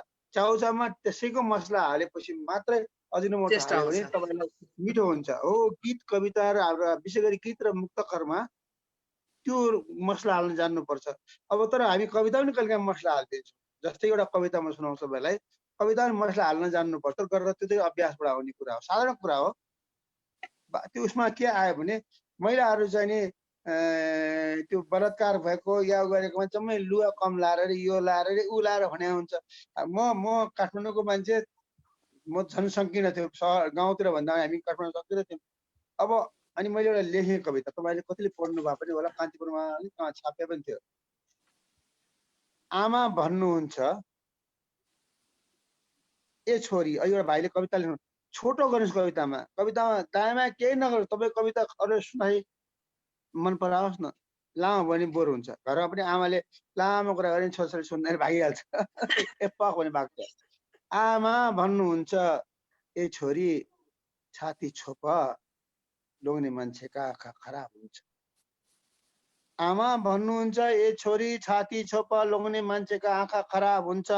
बा भन्नुहुन्छ ए छोरी घुँडा छोप लोग्ने मान्छेका आँखा खराब हुन्छन्। दाजी भन्नुहुन्छ ए बहिनी नाइटो छोप लोग्ने मान्छेका आँखा खराब हुन्छन्। कविता त राम्रो हो। अब कविताको शक्ति लास्टमा आउनुपर्छ। ए किन भन्दैनन् कोही पनि, ए किन भन्दैनन् कोही पनि छोप छोप लोग्ने मान्छेका आँखा छोप लोग्ने मान्छेका आँखा खराब हुन्छ। यसरी भन्यो भने चाहिँ मसला आयो। सिधै आजका लोग्ने मान्छेहरू यस्ता भन्यो भने त्यो कविता भने पनि मसला आएन, सिधा भयो समाचार जस्तो। हामीले कवितामा धेरै समाचार लेख्छौँ। एकदम धेरै धन्यवाद। धेरै कुरा हामी सिकिरहेका छौँ। अब म यता फ्रान्सतर्फ लाग्छु, सुधीर राणाजीतर्फ। सुधीरजी, यहाँ चाहिँ फ्रान्समा बस्नु भएको छ। फ्रान्समा साहित्यिक गतिविधि एकदम कम हुन्छ जस्तो लाग्छ अरू देशभन्दा, तर पनि यहाँ जस्तो मान्छे हुनुहुन्छ, यहाँ जस्तो एक्टिभ मान्छे हुनुहुन्छ, साहित्यिक गतिविधि अथवा यहाँको साहित्यिक लेखनको लागि त्यहाँ कस्तो माहौल छ? प्रश्नका लागि धेरै धेरै धन्यवाद। फ्रान्स उर्वर भूमि भन्छु म त। ए त्यस्तो हो अझै? 2000 यसै सेरोफेरोमा रहेर साहित्यलाई के गर्नुपर्छ, प्रवासमा बसेर साहित्यको सेवा गर्नुपर्छ भन्ने उद्देश्यका साथ 2018 सालमा हामीले, म तेस्रो व्यक्ति हो तपाईँको कार्यक्रममा, एउटै संस्थाबाट पहिलो हरिहर अर्यालजी आउनुभयो थियो, दोस्रो अनुराधा पौडेल, तेस्रो म हुँ।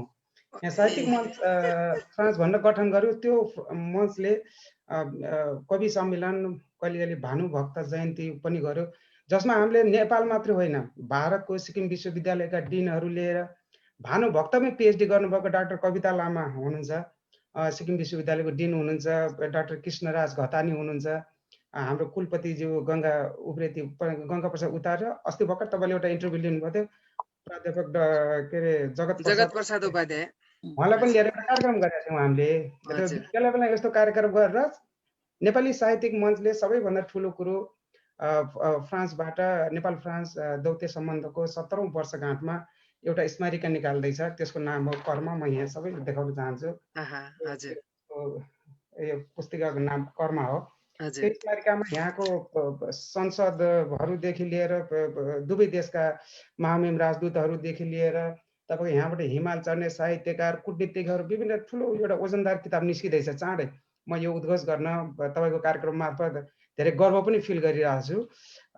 यसै यहाँको लोकल लेभलका हाम्रो धेरै उर्वर के अरे साथीहरू हुनुहुन्छ, जो गजल लेख्नुहुन्छ, कविता लेख्नुहुन्छ, जो कतिले छपाई पनि सक्नु भएको छ। यसै विविध कार्यक्रमहरू गरेर आउँछ। पक्कै गर्नुभएको छ। मैले त्यो रेसियोमा भन्न खोजे हो, त्यसलाई अन्यथा नलिनु होला होइन। पक्कै पनि जहाँ नेपाली पुगेका छन् त्यहाँ नेपाली भाषा साहित्य पुगेकै छ। त्यसैले नै हामीले यहाँहरू सबैजनालाई समेट्न सकौँ, प्रवासमा रहेर सिर्जना गरिरहेकोहरू नछुटुन् भन्ने हाम्रो उद्देश्य पनि रहेको छ। यहाँले आफ्नो देशको बारेमा, त्यहाँ भएका गतिविधिका बारेमा बताइदिनु भयो, त्यसको लागि हार्दिक आभार। अब यहाँको सिर्जना सुन्छौँ एउटा। हुन्छ, मेरो यो दोस्रो सिर्जना चाहिँ यो देशको परिस्थिति, काल परिस्थितिले गर्दाखेरि प्रियसियता, प्रेमी उता अथवा लोग्ने उता, श्रीमती उता टाढाको हो। एउटा श्रीमतीले, नारीले, एउटा नारीको भावमा बगेर मैले एउटा सानो कविता कोरेको छु। आशा छ यो उनको अव्यक्त रहरहरू म वाचन गर्छु। हजुर, अगाडि बढ्नुहोस्। समुद्रको लहरहरू जस्तै असङ्ख्य रहरहरूको आगमन र बहिर्गमनका बीच मैले पनि केही रहरहरू साँचेर राखेकी छु तिम्रा लागि। कैयौँ रातहरू लगाएर बुनेको, कैयौँ दिनहरू लगाएर सिँगारेको।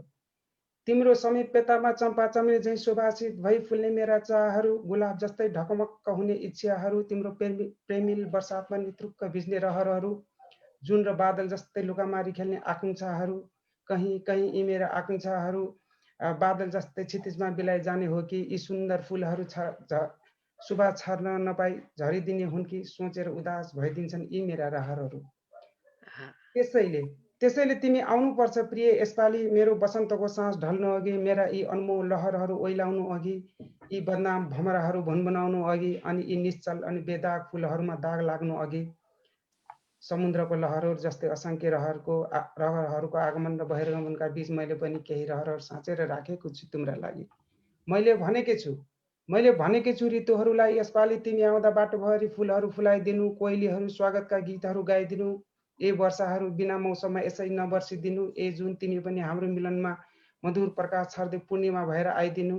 त्यसैले तिमी आउनै पर्छ प्रिय यसपालि, यो फुलको मौसममा, यी फुलहरूको जस्तै उन्माद लिएर मेरो रहरको फुलबारीमा। समुद्रको लहरहरू जस्तै असङ्ख्य रहरहरूको आगमन र बहिर्गमनका बीच मैले पनि केही रहरहरू साँचेर राखेको छु तिम्रा लागि। कैयौँ रातहरू लगाएर बुनेको, कैयौँ दिनहरू लगाएर सिँगारेको। धन्यवाद। साह्रै मिठो कल्पना पनि छ, त्यहाँ चाहिँ भाव पनि छ, आफ्ना सन्देशहरू पनि छन्, सबै कुरा मिश्रित। साह्रै सुन्दर कविताको लागि हार्दिक धन्यवाद यहाँलाई। हामीले दोस्रो चरणको कविताहरू पनि सुनाइसकेका छौँ। हामीले करिब 1 घन्टाको बसाइ सकिन लाग्यो हाम्रो। अब हामी तेस्रो चरणमा पनि यहाँहरूको सिर्जना सुन्छौँ। कुराभन्दा पनि धेरै यहाँहरूको सिर्जनाहरू सुन्ने छौँ र तेस्रो चरणमा अब सबैजनाको सिर्जनाहरू सुनेर हामी कार्यक्रम अन्त गर्छौँ। किनभने लामो कार्यक्रम हुँदा पनि पछि युट्युबमा राख्दाखेरि हामीलाई हेर्नेहरूलाई पनि अलिकति गाह्रो पर्छ। त्यो कारणले गर्दाखेरि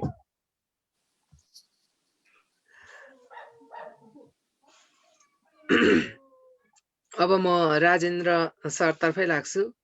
आजका हाम्रा अतिथि साहित्यकार हुनुहुन्छ नेपालबाट।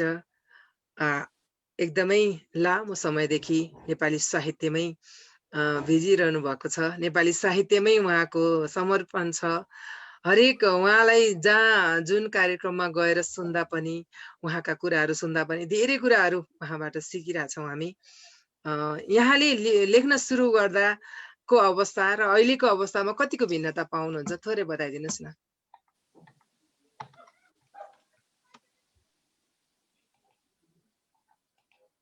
हजुरको म्युट भएको छ, अनम्युट गरिदिनुहोस् न। मैले भने कि मैले काठमाडौँमा त्यो बेला किताब काठमाडौँमा थिएन भने गाउँमा त के अवस्था है। काठमाडौँमा हाम्रो सानो टाइममा त पढ्ने भन्ने नै किताबहरू पाउँथे। स्कुल कलेज जाने हो, यस्तो साहित्य पढ्ने भने त सम्भवै थिएन, किनभने एभाइलेबल थिएन। अब त्यो उयो सम्पर्क भएका अलिक सिनियरहरूकोले पढ्ने होला। तर म बिरुवा चाहिँ आम मान्छेले पढ्ने साहित्य मेरो हातमा परेको हुनाले मैले धेरै पढ्न पाएँ है। अब अहिले गीतकै कुरा भयो है। पहिले त्यो टाइममा 10 जना 5 जना गीतकार हुन्थेन भने अहिले कति लाख गीतकार छ भने अहिलेको प्याटर्न र हिजो गाउँको मान्छेले सहरमा एक्सप्लोरेसन थिएन। म त सहरको भएको हुनाले मलाई सबै एभाइलेबल भयो, मौका पऱ्यो, अवसर मिल्यो। अहिलेको चाहिँ कम्पिटिसन हो नि त। अहिले तपाईँले आएर कसैलाई जित्नु मतलब एउटा त्यो समाजलाई जित्नु त बहुत कठिन छ अहिले। अब वर्षमा रेड नेपालले 100वटा 80 90 70वटा किताब गीत निकाल्दैन, 50 निकाल्दैन थियो। अहिले यहाँ मै अस्ति एक दिन लकडाउनको एक दिनको उसमा कति गएपछि एक दिनमा 16,000 गीत, एक हप्तामा 16,000 गीत निक्ले अरे बाहिर। भनेपछि अब तीमध्ये एउटा चल्ने हो। गाह्रो छ अहिले कम्पिटिसन है, धेरै गाह्रो छ। अब आफैले खर्च गरेर हिजो चाहिँ खर्च गर्नु पर्दैन थियो, रेडियोले गर्थ्यो। त्यसैले अहिलेको बडो कठिन छ। अहिले एभाइलेबिलिटी पनि बढी छ रिसोर्सेस, तर बहुत कठिन छ। त्यसले गर्दा अहिलेको कम्पिटिसन त इन्डियामा त कम्पनीले खर्च गर्छ। अहिले हजुरहरूले लेख्न थाल्दाखेरि हजुरले भन्नुहुन्छ नि यहाँको गीतहरू चाहिँ माग्न आउँथे र पैसा दिएर किनेर लैजान्थे, छाप्थे। अनि यहाँहरूले चाहिँ त्यसबाट चाहिँ नाम पनि आउँथ्यो र दाम पनि आउँथ्यो। अहिले चाहिँ अहिलेका स्रष्टाहरूले पहिले दाम आउँदैन थियो। रेड नेपालले 10 रुपियाँ दिने हो, म त लिनु गएन कहिले पनि।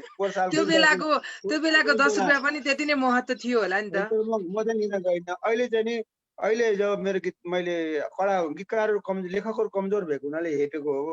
अहिले चाहिँ नि विशेष गरी गायक सङ्गीतकारहरूले नै हामीलाई अहिले त मैले पैसा पहिले नलाइकन कुरै नगरेर भनेपछि अहिले त पैसा लिएर आउने भावना सही छ। मयौँ भन्ने पनि गीत चाहिन्छ भने किन अहिले हाम्रो गीतबाट पैसा कमाउँछ नि, यस्तो गायकले पनि कमाउँदैन थियो नि त, त्यो अवस्था थियो। अब यहाँले हजारौं गीतहरू लेख्नु भएको छ। यहाँलाई ती मध्ये पनि यहाँलाई मन परेका केही 2टा 3टा 4वटा जति रोज्नु पर्दा कुन रोज्नुहुन्छ? म त्यसरी रोज्दिनँ। मैले भने मलाई त्यो गुन्द्रुक चाहियो बेला गुन्द्रुकै मलाई रोज्छु, त्यो बेला चाउँछु रोज्दिनँ भने जस्तै म मसला अनुसार लेख्छु। त्यसले हरेक गीतको आफ्नो टेक्निक छ। म त अहिले बताउन सक्दिनँ। हरेक गीतमा टेक्निक युज गरेर हुन्छु मैले है। त्यो नेपाली गीतमा त्यस्तो हुँदैन, इन्डियन बम्बई गीतमा चाहिँ टेक्निक हुन्छ, हाम्रोमा यहाँ चाहिँ हुँदैन। तर पनि म प्रयोग गर्छु।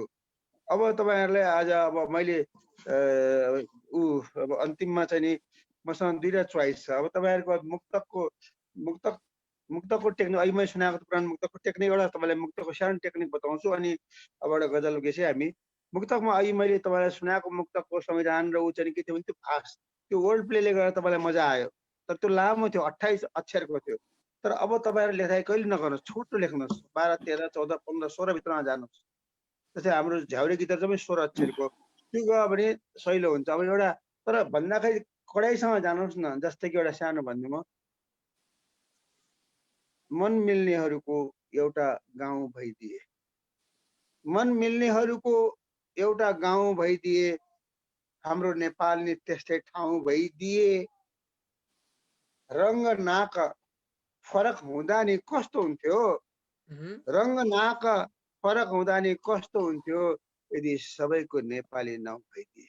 वाह वाह क्या सुनिरहेको जातीय विवाद त्यसलाई अर्को तरिकाले भन्ने भने चाहिँ हुन्छ तपाईँले त्यही कुरा बयान गरिदिनु भने चाहिँ अलिकति डिफ्रेन्स छ कि मेरो राष्ट्रिय गीतमा अरूको अर्कै हुन्छ हिमाल बिहान उठे हिमाल देख्न पाइयोस् भनिन्छ मेरो हुँदैन मेरो त तपाईँसँग मेरो खुकुरको नौलो कथा कसरी सुनाउँ साथी कहिले खस्थ्यो बैरी माथि अहिले खस्छु भन्छ आफन्त माथि पछि जब गीतमा भन्छ श्वास घोत्ने गीत घोत्नु नाच्ने गीतमा तपाईँ सुनेर नचाउनु पर्यो नि त अब अलिकति बुद्धिको अब एउटा एकदमै बुद्धिको तपाईँलाई कहिलेकाहीँ ज्ञान दिनु पर्यो भने हामी कवितामा ज्ञान दिन्छौँ वास्तवमा ज्ञान दिने होइन भन्छ कविताले है कविता भने मान्छेको नजिकको कुरा भन्छ तर एउटा ज्ञानको दिइहालौँ दिउँसै पनि जब यात्रा थाल्नु पर्छ त्यहाँ जब भनेको छ यदि एक एक शब्दले तपाईँलाई अर्थ कथा भन्नुपर्छ दिउँसै पनि जब यात्रा थाल्नु पर्छ खल्तीमा खुसुक्क सलाइहाल्नु पर्छ दिउँसै पनि जब यात्रा थाल्नु पर्छ खल्तीमा खुसुक्क सलाइहाल्नु पर्छ तपाईँलाई उत्सुकता जाग्यो नि त एकदम जिन्दगी अचानक अँध्यारो हुन सक्छ जिन्दगी अचानक अँध्यारो हुन सक्छ के थाहा कुन बेला सलाइ वाह क्या बात अब यसरी हामीले भन्ने प्रयास गर्दै गयो भने आउँछ आफै आउँछ तर अभ्यास गरेर जानुपर्छ अब मेन कुरा साधना नै हो हार्दिक आभार यहाँलाई यहाँका कुराहरू हामीले सुनिरहँ जस्तो लाग्छ एउटा कार्यक्रममा यहाँकै कुरा मात्रै सुनेर नै सकिँदैन तर हामी छोटकरीमा यहाँको कुराहरू हजुर पक्कै पनि अब म फेरि जापानतिरै लागेँ हाम्रो केबी पारखीजीलाई अन्तिम यहाँको सृजना सुनाइदिनु हुन हार्दिक अनुरोध गर्छु यो तेस्रो तथा अन्तिम चरणमा म फेरि मुक्तक सुनाउँछु यसो त मेरो मुक्तक संग्रह मनको मन्दिर पनि विमोचनको क्रममा छ जो नेपाल आएपछि मैले विमोचन गर्ने अग्रिम बधाई छ हार्दिक धन्यवाद जो बनाउने नेपाल आएर विमोचन गर्ने योजना बनाइराखेको छु तर यो समय परिस्थिति अलिकति असहज भएको हुनाले त्यसलाई तुरन्त गर्न सकेको छैन तर नेपाल आएर म त्यसलाई विमोचन गर्ने योजनामा छु त्यसै हुनाले अब मुक्तकै यो तेस्रो चरणमा पनि केही मुक्तकहरू नै सुनाऊ यसमा चाहिँ म केही श्रृङ्गारिक रसका 3वटा मुक्तक सुनाउँछु मुक्तक यसै सुरु हुन्छ पहिलो मुक्तक तिम्रो मुटुभित्र मेरा जुन तारा छन् तिम्रो मुटुभित्र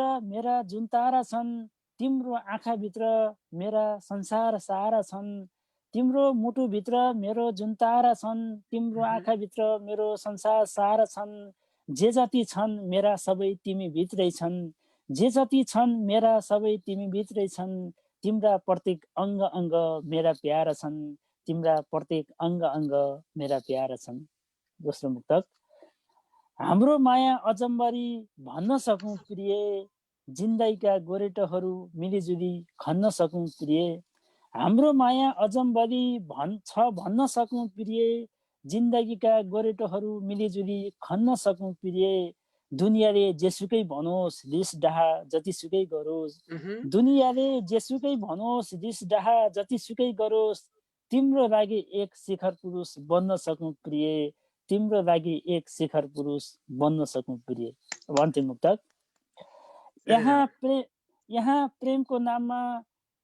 यहाँ प्रेमको नाम बेचेर गर्छन् अनेक थरीका यस्तो प्रेम गरौँ म डाहा गरून् वरिपरिका यहाँ प्रेमको नाम बेचेर गर्छन् अनेक थरीका यस्तो प्रेम गरौँ म डाहा गरून् वरिपरिका न्वारनदेखिको बर साँचेर राखेको छु न्वारनदेखिको बर साँचेर राखेको छु अलि नजिक आऊ मैले नि जानेको छु प्रेम गर्ने तरिका अलि नजिक आऊ मैले नि जानेको छु प्रेम गर्ने तरिका हस्त नमस्कार धन्यवाद साह्रै राम्रो सिंगारी गजल सुनाउनु भयो अन्तिममा साह्रै मिठो प्रेमिल धन्यवाद यहाँलाई हार्दिक धन्यवाद यहाँको यो प्रकाशित हुँदै गरेका मुक्तक संग्रहका लागि अग्रिम बधाई र यहाँको सृजनशीलता यहाँको चाहिँ साहित्यिक यात्रा निरन्तर चलिरहोस् भन्ने पनि कामना गर्छु अब म क्यानाडातर्फ लाग्छु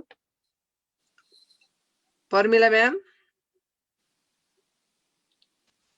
हजुर अघि पनि हजुरले अघिको चरणमा नै हजुरको सृजना सुन्न छुट्यौं कि क्या हो हामी? अघि एउटा मात्रै मेरो यहाँ गडबड भएर ए ल अहिले चाहिँ हजुरको दुईटै सुनाउँछौँ। अब दुईटा सुन्छौँ एकैचोटि यहाँको।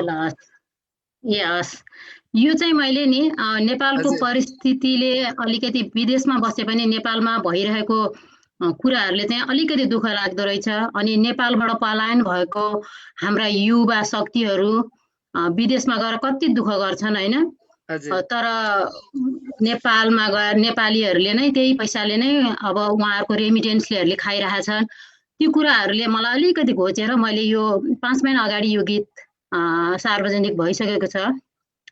यो देश निर्माणको संकल्प हामीले लिनु छ, यी कर्मठ पाखुरीको गति अझै बढाउनु छ, हरेक मनमुटुमा जगाऊ है देशभक्ति, एकता भन्दा ठुलो हुँदैन। परदेशका युवाहरू स्वदेश फर्किआऊ, समृद्धिको अभियानलाई मनमा बोकी ल्याऊ, निडर भई मातृभूमि रक्षार्थ अब खट्नु छ, यी कर्मठ पाखुरीको गति अझै बढाउनु छ, एकता भन्दा ठुलो हुँदैन अर्को शक्ति, हरेक मनमुटुमा जगाऊ है देशभक्ति। अनि मैले चाहिँ यसमा चाहिँ लेख्दाखेरि चाहिँ मौलाएका भ्रष्टाचारलाई जरैदेखि फालौं, हत्या हिंसा बन्द गरी शान्ति दीप बालौं, मेहनत गरी विश्व सामु नयाँ उदाहरण बन्नु छ, यी कर्मठ पाखुरीको गति अझै बढाउनु छ, एकता भन्दा ठुलो हुँदैन अर्को शक्ति, हरेक मनमुटुमा जगाऊ है देशभक्ति। यसरी लेखेको थिएँ। अनि लेखेँ हत्या हिंसा चाहिँ मैले चाहिँ अमन चयन कायम गरी शान्ति दीप बालौं भनेर गीत निकाल्दाखेरि चाहिँ त्यो निकाल्ने है लास्टमा चाहिँ। साह्रै मिठो छ। यहाँ चाहिँ सन्देश पनि बोकेको छ। अर्को पनि सुन्छौँ यहाँको। अघि हामीले सुन्न पाएको छौँ यहाँको रचना। अर्को के सुनाउनुहुन्छ? गीत नै सुनाउनुहुन्छ कि गजल सुनाउनुहुन्छ कि?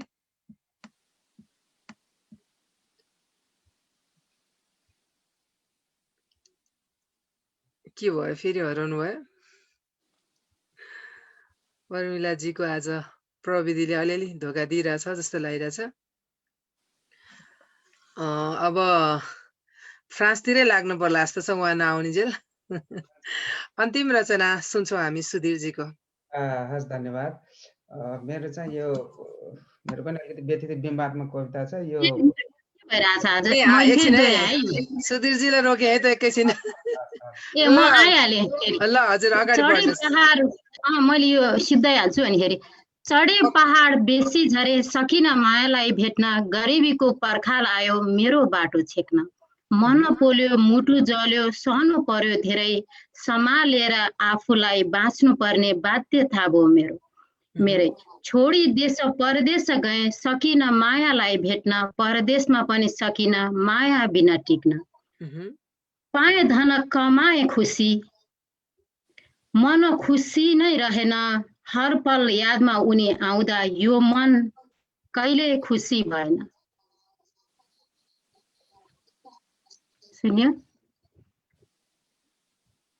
सुनिया थियो? हजुर एकदम राम्रो सुनिया छ।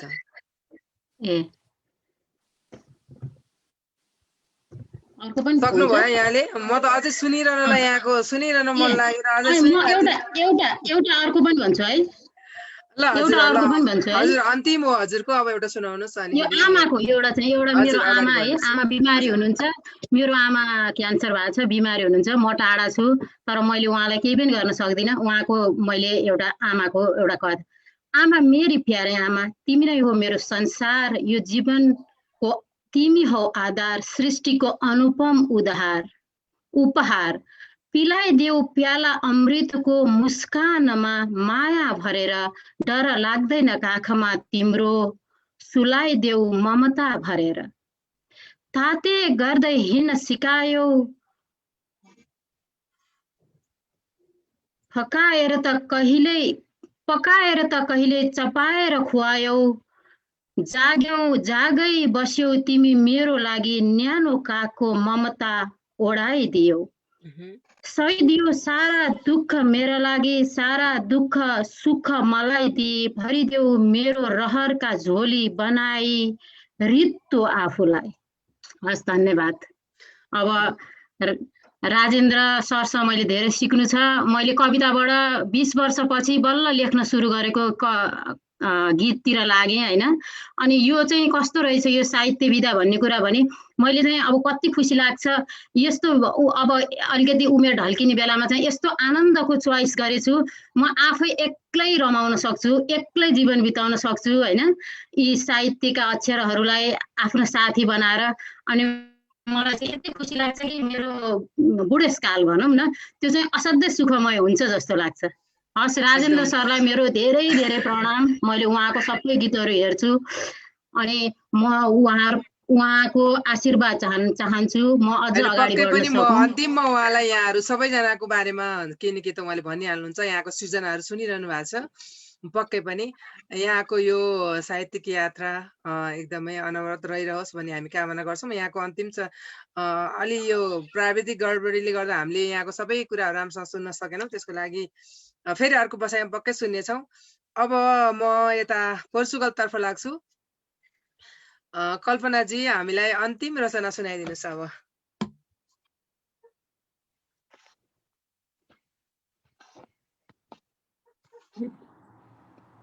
के भयो मेरो के हजुर हजुर आइरहेछ। मेरो मात्रै आज गडबड भइरहेछ। मेरो पनि अहिले अलिकति गडबड देखिरहेको छु। मैले स्क्रिनमा राम्रो आइरहेको छैन। धेरै धेरै धन्यवाद भगवतीजी। खुसी लाग्यो सबैजनासँग आज चिनजान पनि भयो। मेन कुरा राजेन्द्र सरसँगको कुराकानी सुन्न पाइयो, त्यसले पनि एकदमै धेरै ऊर्जा दिइरहेको छ। र नयाँ साथीहरूसँग आज भेटघाट भयो, चिनजान भयो, यो पनि एउटा खुसीको कुरा हो। र मैले चाहिँ एउटा समय धेरै छैन होला सायद, मैले त्यही भएर सबै लाइन सुनाउँदिनँ, थोरै सुनाउँछु। सबैको समयको पनि ख्याल गरिदिनु पर्यो। र मेन कुरा चाहिँ मलाई क्लिक गरेको एउटा कुरा छ, नेपालमा हुँदाखेरि बाटोमा हिँडिरहँदाखेरि कतै लेखेको हुन्छ मैले गरी खान देऊ भनेर। यो गरी खान देऊ भन्ने शब्दले चाहिँ मेरो मनमा एउटा झस्का दिइरहेको हुन्थ्यो। र अहिले पनि नेपालमा दिनदिनै बन्द हडताल जुलुस भइरहेको हुन्छ र त्यो पटुकीमा नाम्लोको पटुकी कसेर निधारमा पसिना छुहाउँदै काम पाइन्छ कि भनेर खोज्ने त्यो असनमा भरियाहरूलाई सम्झिरहेको छु म यतिखेर। उनीहरू कसरी जीवन निर्वाह गरिरहेका होलान् र फुटपाथमा कपडा बेच्दै गर्दाखेरि नगर प्रहरीले रखेटिरहेको हुन्छ, जसले चाहिँ आज कमाएर आजै खानुपर्ने त्यो प्रकारका मानिसहरू कसरी बाँचिरहेका होलान् भनेर एउटा सानो लेखेको छु। यो चाहिँ शार्दूल विक्रीडित छन्दमा हो, त्यति पर्फेक्ट त भएको छैन तर पनि प्रयास गरिरहेको छु। हडताल बन्द भन्छन् सधैँ आन्दोलनकै राप छ, भारी बोक्नै पाइन्न कि कतै आज नि सन्तापै छ। लाला बाला छन् घरभरि चारा भरि जान त देऊ, किन लखेट्छौ मलाई सरकार गरी खान त देऊ। धुलो धुवाँ र फोहोरमै म खोजिरहेछु जीवन, लासै उठाउने हुन्न कोही हुँदा गरिबको मरण। सुख छैन बाँच्न शान्तिले मरि जान त देऊ, एक मुठी परान छौन्जेली गरी खान त देऊ। ये दुई लाइन मात्रै सुनाएँ आज। होइन म साहित्यकार होइन भन्दै नयाँ नयाँ अब शार्दूल विक्रीडित छन्दमा लेख्ने मान्छेले लेख्न पुगिसकेको अब साहित्यकार होइन भनिदिने आफैलाई है। ल एकदमै यहाँको साहित्यिक यात्रा चाहिँ एकदम निरन्तर अघि बढिरहोस्। एकदमै सुन्दर सुन्दर सृजनाहरू सुन्न पाएँ, त्यसको लागि हार्दिक धन्यवाद यहाँलाई। अब हामी कार्यक्रमको अन्ततिर छौँ। हामीलाई विश्वका विभिन्न ठाउँबाट हेरेर विभिन्न प्रतिक्रियाहरू दिइरहनु भएको छ। यहाँहरू सम्पूर्णमा हामी हार्दिक आभार व्यक्त गर्दछौँ। त्यस्तै गरी हामीसँग थुप्रै मिडिया पार्टनरहरू हुनुहुन्छ, उहाँहरूले आफ्नो पेजहरूबाट हामीलाई लाइभ गरिरहनु भएको छ। उहाँहरूलाई पनि हार्दिक आभार व्यक्त गर्न चाहन्छौँ। अन्तमा आजका हाम्रा अतिथि साहित्यकार वरिष्ठ गीतकार ज्यूलाई हाम्रो आजको कार्यक्रम अनि आजका उपस्थित हुनुभएका स्रष्टाहरूका सृजनाहरू कस्तो लाग्यो, यो कार्यक्रम कस्तो लाग्यो, यहाँलाई विशेष गरी हाम्रो गैर आवासीय नेपाली सङ्घ भाषा साहित्य संस्कृति तथा सम्पदा प्रवर्धन समितिका हिक्मत थापा ज्यू संयोजक हुनुहुन्छ। उहाँ चाहिँ यहाँको फ्यान हुनुहुन्छ। उहाँ तपाईँलाई चाहिँ धेरै सम्झिरहनु भएको छ। उहाँ हाम्रो हिक्मत थापा ज्यू जस्तै म पनि यहाँको फ्यान, यहाँका गीतहरूको फ्यान हुँ। हजारौं फ्यानहरू पनि हुनुहुन्छ यहाँको। सबैले चाहिँ यहाँलाई सम्झिरहनु भएको छ। अनि अन्तमा हाम्रो यो कार्यक्रम प्रवासी प्रवाह कस्तो लाग्यो र आजका उपस्थित हुनुभएका हाम्रा स्रष्टाहरूका सृजनाहरूका बारेमा थोरै र हाम्रो कार्यक्रममा केही सल्लाह सुझाव छ भने भनिदिनु होला। हामीले चाहिँ प्रत्येक हप्ता प्रवासका साहित्यकारहरू र नेपालका साहित्यकारहरूलाई जोड्ने काम गरिरहेछौँ प्रवासी प्रवाह अन्तर्गत। यहाँको सारगर्भित छोटो भनाइ राखेर आजको कार्यक्रममा हामी अन्त गर्छौँ। सर्वप्रथम त हाम्रो तपाईँ आयोजकहरूलाई, भगवती भयो, हाम्रो अर्को भाइ, उहाँ सबैलाई धन्यवाद छ। बेसिकल्ली यस्तो भयो भन्नको लागि त अङ्क रियालिटी सोमा मात्रै जजहरूबाट गरिन्छ। यसमा के छ भने हाम्रो अन्तर्क्रिया हो क्या, होइन एकदम उहाँहरूलाई उत्साहको लागि मात्रै मैले भन्न खोजेको। त्यस्तो जज गर्ने साहित्य भनेको त्यति तपाईँले पढ्नु भने पनि अन्तर्क्रिया त हो नि। जस्तै मैले आज सुने नि, मलाई आजको यो पुस्ताले के लेखिरहेको छ अन्तर्क्रिया मलाई भयो। मनोविज्ञान मैले बुझेँ। मैले किन यस्तो लेखिरहेको छु त्यसको मनोविज्ञान तपाईँहरूले बुझ्नुभयो। यसको होल हाम्रो अन्तर्क्रियाको लक्ष्य पनि त्यही हो। अब समयको हिसाब गर्दा अहिले हाम्रो उहाँ कनाडामा बस्ने हाम्रो प्रेरणा बहिनीको अहिले त्यो बिहान भयो होला होइन। अब यहाँ रात परेको छ, तर उहाँलाई पनि एउटा काम छ, मलाई पनि रातलाई पनि काम छ। काम खोज्दै आएको यो बिहानलाई एउटा काम देऊ। जिन्दगी जहिले पनि काम खोज्दै आएको यो बिहानलाई एउटा काम देऊ। थाकेको छ रात, यो रातलाई अब आराम देऊ। भगवती पनि अब आरामको बेला हो। थाकेको थियो रात, अब आराम देऊ। किनभने हामी गीतकार, साहित्यकार, कविहरू भन्छौँ नि, शोक सन्देशमा चाहिँ नि ठुलो क्षति भयो भन्छ। जिम्न भएन, कहिले पनि क्षति पनि भएन, केही पनि भएन। अनि त्यसैमा मैले एउटा लेखा जमानामा हाम्रो त्यो चाहिँ सत्य हो। तपाईँले पाउनु पर्ने क्रेडिट कहिले पनि पाउनुहुन्न। भन्सुनबाट मात्रै तपाईँले अवार्ड पाउनुहुन्छ, भन्सुनबाट क्रेडिट हुन्छ। आफूले छाप्यो, आफूले रिक्वेस्ट गरेर मैले पाएको कुरा अखबारमा लेख्दै भन्ने मात्रै हो हाम्रो यहाँको कल्चर के कल्चर। तर हाम्रो अडियन्स चाहिँ छ, तपाईँको राम्रो कुरा अडियन्स सुन्छ, यहाँ अडियन्स छ। हेला हुँदा भगवानको प्यारा हुने रहेछ। हेला हुँदा भगवानको प्यारा हुने रहेछ। मरेपछि जो पनि देशको तारा हुने रहेछ। यस्तै हो साहित्यको। हार्दिक आभार यहाँलाई, यहाँको यो गरिमामय उपस्थिति अनि त्यसपछि हामीलाई दिनुभएको समय, सृजना, यहाँ उपस्थित हुनुभएका सम्पूर्ण अतिथिज्यूहरूको अमूल्य समय। हामीले 7 जना 8 जना राख्नुभन्दा थोरै राख्दाखेरि अनि बढी अन्तर्क्रिया, थोरै मान्छेको अन्तर्क्रिया सुन्ने धेरै भयो भने सुन्ने बोल्ने हाम्रो कार्यक्रम नेपाल कार्यक्रम जस्तै मञ्चमा बोल्याएको छ धेरै भइदियो भने अझ कम मान्छे राखेर अन्तर्क्रिया गर्दाखेरि फाइदा हुन्छ कि। एकदम हार्दिक धन्यवाद यहाँको यो सुझावको लागि। पक्कै पनि अनि एउटा विधा हो, जस्तै कविताको विधा भएको दिनमा कविताको विधाको मात्रै राखौँ क्या। अनि हजुरको सुझावका लागि हामी पक्कै पनि यहाँको सुझावको लागि एकदम हार्दिक आभार व्यक्त गर्दछौँ। अनि उपस्थित हुनुभएका सम्पूर्ण सर्जकहरू र हामीलाई विश्वबाट हेरेर बस्नुहुने सम्पूर्णलाई हार्दिक आभार व्यक्त गर्दै आजको कार्यक्रमबाट म लगायत यहाँहरू सम्पूर्ण हामी बिदा हुन्छौँ। नमस्कार सबैलाई।